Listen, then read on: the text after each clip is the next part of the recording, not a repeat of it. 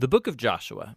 Let's back up and remember the story so far. So God chose Abraham, and then his family became the people of Israel, who are then enslaved down in Egypt. And so through Moses, God rescued Israel out of Egypt. He made a covenant with them at Mount Sinai, and he brought them through the wilderness. So Israel then camped outside the promised land, and Moses called them to obey God's commands so that they could show all the other nations what God is like. The book of Joshua picks up right after Moses has died, and Israel's ready to enter the land. So the story of Joshua is designed with four main movements. Joshua first leads Israel into the promised land, and then once they're there, they meet all this hostility from the Canaanites, and so they engage them in battle. Then after their victories, Joshua divides up the promised land as the inheritance for the 12 tribes, and then the book concludes with these final speeches that Joshua gives to the people. So let's dive in and we'll see how all of it flows together. The first section begins with Moses' death, and Joshua is appointed as Israel's new leader. And the author intentionally presents Joshua as a new Moses. So like Moses, Joshua calls the people to obey the Torah, which means the covenant commands that they were given at Mount Sinai. And then Joshua sends spies into the land, just as Moses did back in Numbers chapters 13 and 14, except it goes way better this time. In fact, even some Canaanites turn and follow the God of Israel. Joshua then leads all Israel across the Jordan River and into the land. Just like the sea parted for Moses in the Exodus, so here the river Jordan parts and the priests carry the Ark of the Covenant across, leading all Israel with them. Now, in chapter 5, the story transitions. So the people look back to their roots as God's covenant people, and so the new generation is circumcised and they celebrate their first Passover in the land. But then they turn and prepare to go forward. And Joshua has this crazy encounter with a mysterious warrior, who, it turns out, is the angelic commander of God's army. And Joshua asks, "Are you for us or are you for our enemies?" And the warrior responds, "Neither," which shows that the real question here is whether Joshua is on God's side. It makes clear that this whole story is not about Israel versus the Canaanites. Rather, this is God's battle, and Israel is going to play the role of spectators or sometimes supporters in God's plan, which leads to the next section. We find stories about all these conflicts that Israel had with different Canaanite groups. And the first part retells the story of two battles in detail, and that's followed by a series of short stories that condense years of battles into a few brief summaries. So the first two battles are against Jericho and then Ai, and they offer these contrasting portraits of God's faithfulness versus Israel's failure. At Jericho, Israel is to take a completely passive approach. So they let God's presence in the ark lead them around the city to music for 6 days. And just like Rahab turned to the God of Israel, maybe the people of Jericho would do the same, but they don't. And so on the 7th day, the priests blow the trumpets and the walls come falling down, leading Israel to victory. The point of the story is that God is the one who will deliver his people. Israel simply needs to trust and wait. Now, the next story of the battle at Ai makes the opposite point. So there's this Israelite named Achan, and he steals from Jericho some of the devoted goods that were to belong to God alone, and then he lies about it. It's a pretty lame move after all that God has done for Israel. And so Israel goes into battle with the city of Ai, and they're totally defeated. And it's only after humble repentance and severely dealing with Achan's sin that Israel gains victory. And so together, these two stories, they're placed right up front to make an important point. If Israel is going to inherit the land, they have to be obedient and trust in God's commands. They don't get special treatment.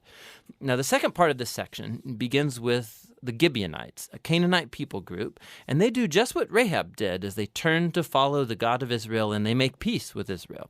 This is in contrast to all of these other Canaanite kings who start to form alliances and coalitions, and they want to destroy Israel. So Israel engages them in battle, and they win by a landslide. And so this whole section concludes with this summary list of all of these victories won by Moses and then by Joshua.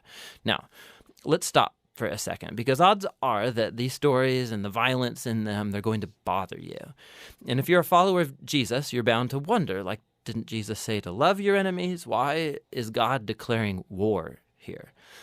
So, first, why the Canaanites? The main reasons are actually given earlier in the biblical story. It's that the culture of the Canaanites had become extremely morally corrupt, especially when it comes to sex. Go check out Leviticus chapter 18. And they also widely practiced child sacrifice. Go see Deuteronomy chapter 12. And so God didn't want these practices to influence Israel. The Canaanites had to go. Which raises the second question. Did God actually command the destruction of all the Canaanites, like a genocide? So at first glance, you look at the phrases used in these stories. They totally destroyed them. They left no survivor or anything that breathed. But when you look a second time more closely, you'll see that these phrases are clearly hyperbole and not literal. So go back to the original command about the Canaanites in Deuteronomy chapter 7. Israel is first told to drive out the Canaanites, but then to totally destroy them. And then that's followed by commands to not intermarry with them or enter into business deals with them. So you can't marry someone that you've destroyed. I think you get the point. The same idea applies to the stories in Joshua. Look closely. So for example, we're told in Joshua chapter 10 that Israel left no survivors in the cities of Hebron or Debir. But then later in chapter 15, we see these towns and they're still populated by Canaanites. And so what we're seeing is that Joshua fits in with other ancient battle accounts by using non-literal hyperbolic language as part of the narrative style. And so the word genocide doesn't actually fit what we see here, especially in light of the stories about the Canaanites who did turn to the God of Israel, like Rahab or the Gibeonites. God was open to those who would turn to him. The last thing to think about is that these stories mark a unique moment in Israel's history. These battles were limited to the handful of people groups living in the land of Canaan. With all other nations, Israel was commanded by God to pursue peace. Go read Deuteronomy chapter 20. So the purpose of these battle stories was never to tell you, the reader, to go commit violence in God's name. Rather, they show God bringing his justice on human evil at a unique moment in history and how he delivered Israel from being annihilated by the Canaanites. Now, let's go back to the book's design. After years of battles, we see an aging Joshua, and he starts dividing up the land for the 12 tribes of Israel. And most of this section is like lists of boundary lines. And let's be honest, it's kind of boring. It's like reading a map that has no pictures. But for the Israelites, these lists were super important. This was the fulfillment of God's ancient promises to Abraham that his descendants would inherit the promised land. And so now it was all coming to pass right down to the detail, which leads to the final section. Joshua gives two speeches to the people that are very similar to the final speeches of Moses in Deuteronomy. Joshua reminds them of God's generosity, how he brought them into the land and rescued them from the Canaanites. And so he calls them to turn away from the Canaanite gods and be faithful to the covenant they made. If they do, it will lead to life and blessing in the land. But if they're unfaithful, Israel will call down on itself the same divine judgment that the Canaanites experienced. They'll be kicked off the land into exile.